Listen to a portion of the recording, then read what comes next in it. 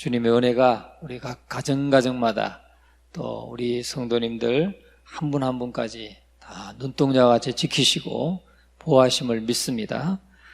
오늘 이 말씀을 가지고 저주받은 무화과나무란 제목으로 함께 은혜를 나누고자 합니다.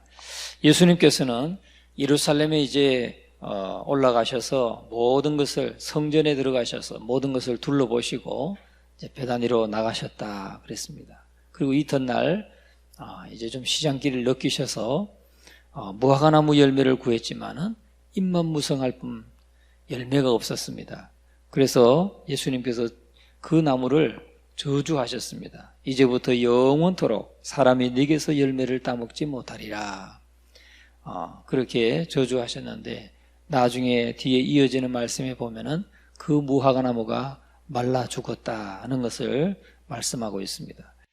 왜 주님께서 이 무화과나무를 저주하셨는가 하는 거죠.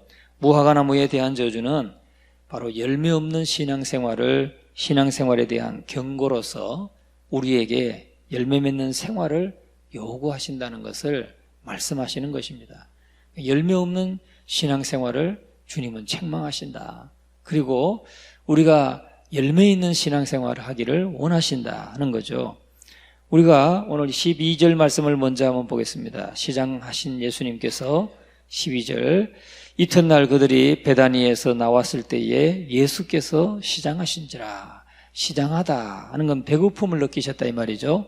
때가 되어서 좀 배고픔을 느끼셨다는 것입니다.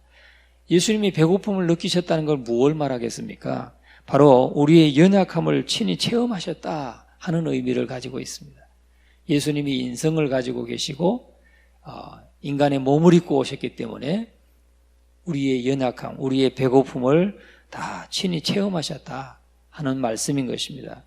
그래서 예수님은 인성을 가지셨기 때문에 피로를 느끼시기도 하시고 또 예수님은 목마름을 느끼기도 하셨고 이렇게 인성을 가지셨다 하는 말은 우리가 사람들에게 우리가 예수님을 더 쉽게 이해할 수 있는, 신뢰할 수 있는 근거를 주었다는 거죠.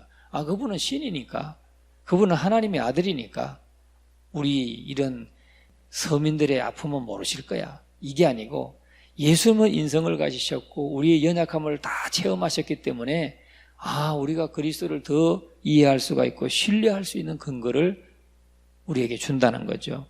그래서 많은 사람들이 진정으로 의지해야 될 대상은 인간의 고통을 직접 체험하신 그런 그리스도를 바로 확신케 한다는 것입니다. 우리가 진정으로 의지해야 될 대상은 우리와 똑같이 우리의 연약함을 체험하시고 우리의 고통을 체험하신 예수님뿐이다 하는 것을 우리에게 보여주고 있는 것입니다. 하늘 영광 보좌를 버리시고 낮고 천한 이 땅에 이 비천한 몸으로 오셔서 인간으로서 여러 가지 제약을 지닌 채 인간의 연약함을 친히 체험하신 예수님만이 인생의 고통을, 우리들의 고통을 또 번민을 해결해 하실 수 있는 유일한 분이라는 것입니다. 잘 나가는 사람들의 특징이 뭡니까? 잘 나가는 사람의 특징은 실패하는 사람을 잘 모른다는 거예요. 실패하는 사람의 그 고통과 그 심정을 모릅니다. 사업을 해도 실패도 해보고 배신도 당해보고 또 어려움도 당해보고 망했다가 다시 또 일어서보고 이런 분이 다른 사람의 그 사업하는 고충을 아는 것이죠. 좀 아파본 사람이 또 그 아픔의 그 경험을 가진 사람이 또 아픈 사람의 그 심정을 알지 않습니까? 그래서 동병상련이라고 하지 않습니까? 그런 것처럼 예수님께서 우리의 모든 연약함을 다 경험하시고 체험하셨기 때문에 우리를 가장 잘 이해하실 수 있고 우리의 고통, 지금 내가 당하고 있는 이 고통과 아픔을 해결해 주실 수 있는 분이다. 그래서 우리가 더 주님을 신뢰할 수 있는 분이다 하는 것을 말씀하는 것입니다. 예수님이 시장하셨다 하는 이 말은 그런 말입니다. 그리고 그러면 주님은 이 열매 없는 무화과나무를 보면서 뭘 우리에게 말씀하셨습니까? 열매를 찾았다는 거죠. 잎이 무성한 이 무화과나무를 보면서 열매를 찾으셨습니다. 열매를 요구하시는 예수님이다 하는 겁니다. 그런데 이 팔레스틴의 무화과 나무는 두 종류가 있습니다. 첫째는 지난해에 싹이 나서 자라가지고 5, 6월, 그러니까 5월과 6월에 익게 되는 열매가 있고, 또 봄에 새싹이 돋아가지고 8월에서 10월에 열매를 맺는 그런 무화과 나무, 이 두 종류가 있는데, 오늘 이 본문에 나온 종류는 바로 5, 6월에, 5월과 6월에 열매를 맺는 무화과 나무를 말하고 있습니다. 그런데 잎과 동시에 이 5월과 6월에 익게 되는 열매는 잎과 동시에 열매를 맺는 무화과 나무를 가리킵니다. 그러니까 예수님께서 열매를 찾는 것이 지극히 당연한 것이었다는 거죠. 전혀 무리가 아니었습니다. 그런데 예수님께서는 지금도 성도들에게 신앙의 열매를 찾고 계신다는 것입니다. 신앙의 열매를 찾고 계신다. 그러면 어떤 열매, 무슨 열매를 찾으실까요? 주님께서. 그 첫 번째는 주님은 생산적인 삶의 열매를 찾으시는 겁니다. 생산적인 열매를 찾으십니다. 마태복음 25장의 달란트 비유를 보면은 그게 성도의 삶은 생산적인 삶이어야 된다. 창조적인 삶이 되어야 된다. 그래서 5달란트 받은 사람, 2달란트 받은 사람, 1달란트 받은 사람 이야기가 나오지 않습니까? 그래서 5달란트 받은 사람, 2달란트 받은 사람 주님께 칭찬받았습니다. 왜? 생산했기 때문에. 열심히 일해서 열심을 품고 주를 섬겨서 생활 전반에 열매를 맺었기 때문에 칭찬받습니다. 근데 1달란트 받은 사람은 땅에 그냥 묻어두고 전혀 일하지 아니하고 그래서 책망받았습니다. 1달란트 그대로 가져와서 책망받았죠. 그래서 주님은 우리에게 뭘 찾으시는가? 생산적인 열매를 찾으신다. 주를 위해서 열심을 품고 주를 섬길 때 건실한 열매를 맺는다는 것입니다. 두 번째는 주님은 진실된 삶의 열매를 찾으신다는 겁니다. 진실된 삶의 열매를 찾으셔요. 거짓된 거 하나님이 기뻐하지 않는 것이죠. 그래서 신자는 겉과 속이 같아야 됩니다. 말과 행동이 일치하는 삶을 살아야 됩니다. 우리가 100%는 될 수 없을 거예요. 100% 어떻게 겉과 속이 같을 수 있겠습니까? 그런 걸 지향하야죠. 그게 우리의 목표인 거예요.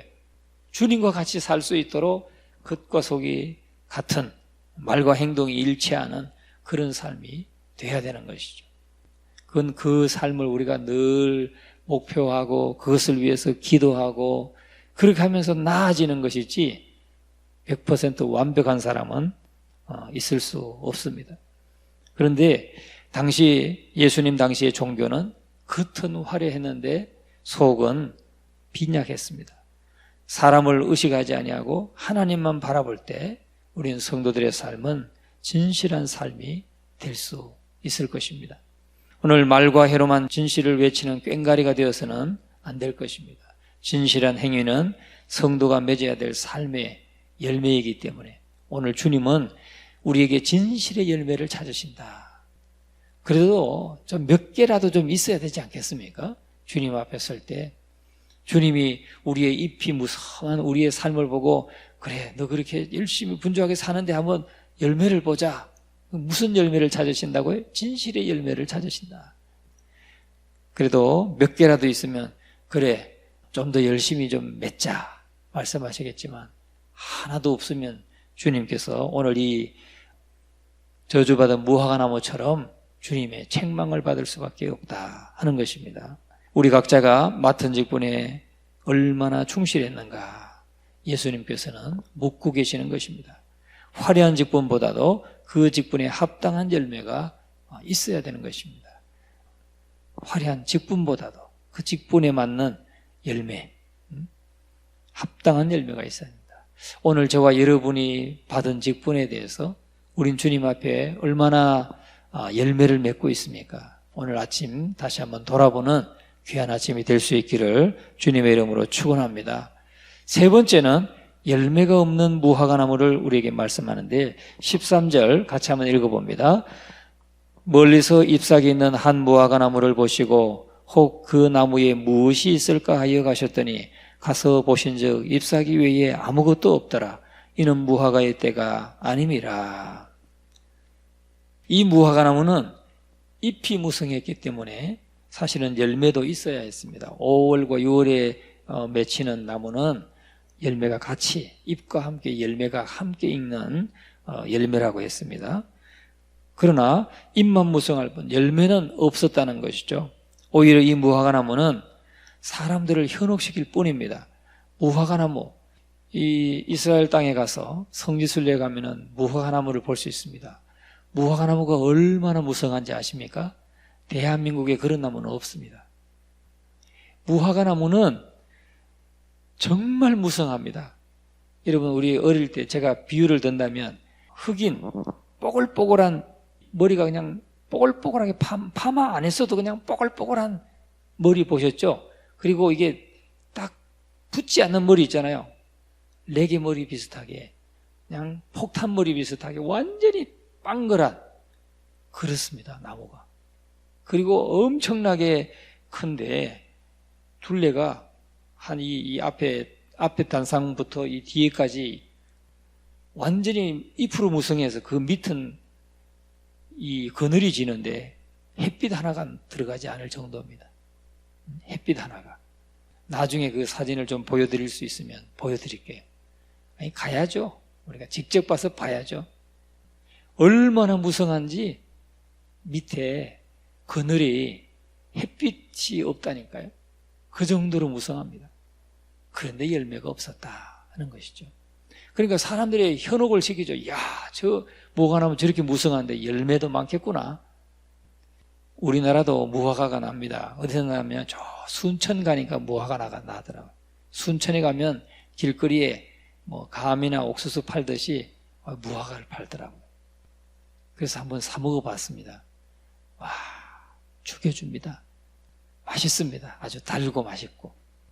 그런데 예수님께서 이렇게 잎이 무성하고 사람들을 현혹시키는 이 무화과나무에서 주님은 열매를 찾았지만 열매를 찾지 못했습니다. 오늘 우리 성도들의 삶 가운데도 말로는 헌신도 하고 봉사도 하고 하지만 실상은 삶의 열매가 없는 사람이 얼마나 있겠습니까? 얼마든지 많이 있을 수 있는 것이죠.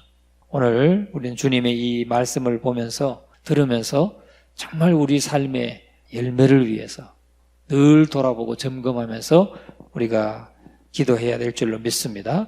경건의 모양은 있지만 경건의 능력을 상실한 그러한 사람들, 바로 잎만 무성한 무화과나무 같은 존재라는 것입니다. 경건의 모양은 있으나 경건의 능력은 부인하는 자니 이 같은 자들에게서 내가 돌아서라. 디모데후서 3장 5절에 그렇게 말씀합니다.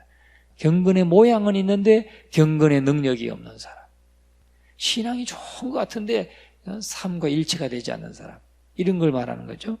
이 같은 자들에게서 내가 돌아서라 하는 게 주님이 요구하시는 것입니다. 주님은 세상의 열매를 요구하지 않습니다. 주님은 믿음의 열매를 요구하십니다. 우리에게서 믿음의 열매. 정말 우리가 하나님을 신뢰하고 믿고 섬긴다면 삶의 열매들이 나타나게 될 것입니다.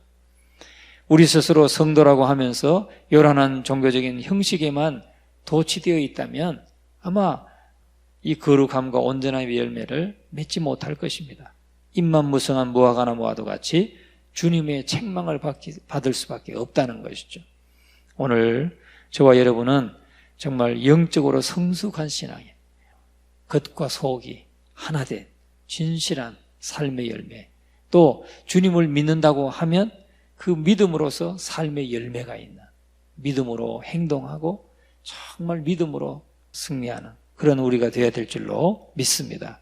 그런데 이 무화과나무는 결국은 저주받았습니다. 네 번째는 바로 저주받은 나무에 대해서 말씀하는데 14절 다 같이 한번 읽겠습니다. 예수께서 나무에게 말씀하여 이르시되 이제부터 영원토록 사람이 네게서 열매를 따먹지 못하리라 하시니 제자들이 이를 듣더라. 여러분, 여기서 예수님께서 무화과나무를 징계하신 것은 모든 세대 모든 사람들에게 내리실 징계의 표징인 것입니다. 이거는 모든 사람들에게, 모든 세대 모든 사람들에게 주님이 찾으신다는 거죠. 열매를 찾으신다 하는 것을 말씀하는 겁니다. 잎만 무성한 무화과나무처럼 겉으로 위대한 신앙 고백은 하지만 실제로는 아무런 열매도 맺지 못하는 사람들의 생활을 책망하는 것입니다. 그러니까 우리는 이 징계의 말씀을 듣고 열매를 맺기 위해서 아주 힘쓰고 또 열심으로 주를 섬기는 그런 성도들이 되어야 될 것입니다. 우리들의 외적인 신앙생활은 물론 우리 내적인 생활도 알차게 열매를 맺음으로써 성도를 향한 그리스도의 사랑의 요구와 기대를 충족시켜드리는 저와 여러분이 되어야 될 줄로 믿습니다. 우리가 그런 분들 계시잖아요. 신앙생활은 오래 했는데 아직도 어린아이의 신앙에 머물러 있어요. 그런 걸 말하는 거죠. 그러니까 신앙이 예수를 믿고 주님으로 영접한 다음에는 5년이 되고 10년이 되고 20년이 되고 30년이 되면 그 신앙의 연조에 맞게 신앙이 성숙해져 가야 되는 겁니다. 신앙도 성숙해야 되고 신앙이 성장해서 주님께서 저 마을로 가서 저 나귀가 있을 텐데 주인이 왜 끌고 가느냐 그러면 주님께서 쓰시겠다고 하라 하고 나귀를 좀 준비해 오느라 그러면 예 알겠습니다 하고 가서 정말 그렇게 해오는 제자들처럼 그래야지. 아니 주님 나귀를 지금 구해오라 하시면서 돈은 안 주십니까? 어떻게 그게 가능합니까? 이렇게 해서 되겠습니까? 우리가 신앙이 10년을 신앙생활했다 그러면 거기에 연조에 맞는 신앙의 성숙함과 장성한 믿음이 돼야 되는 것입니다. 어린아이가 되어서는 안 되는 것입니다. 그래서 정말 우리가 이 성경의 교훈을 듣고 정말 주님 앞에 열매가 있고 또 성숙함이 있는 그런 우리의 신앙이 될 수 있기를 주님의 이름으로 축원합니다.